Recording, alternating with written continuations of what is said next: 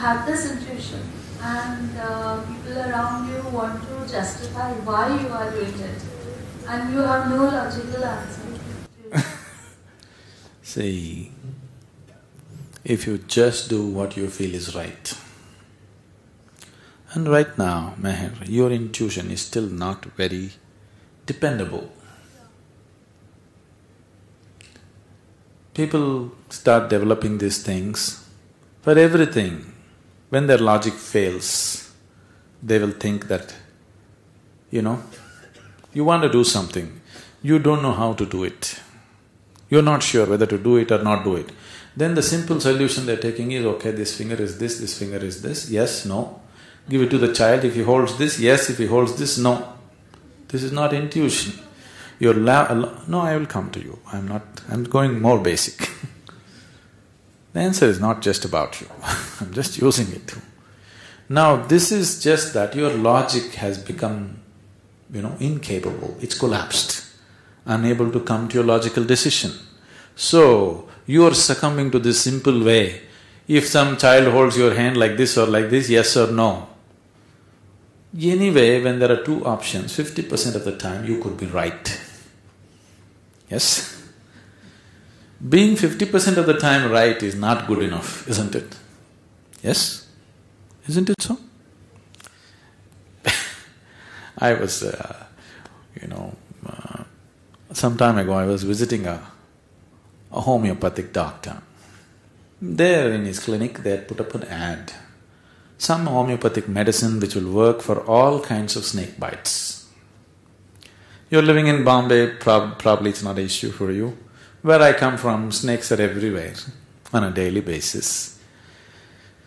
So I looked at this and then I asked him, how come this medicine you're advertising that it works for all kinds of snake bites? Because if you are not already aware of this, snake bites are fundamentally of two kinds.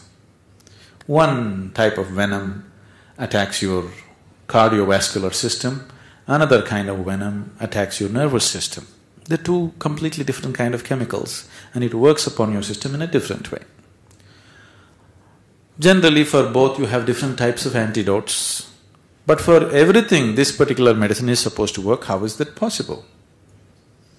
So the doctor said, see in India, 90% of the Indian snakes are non-poisonous. So 90% of the time it works.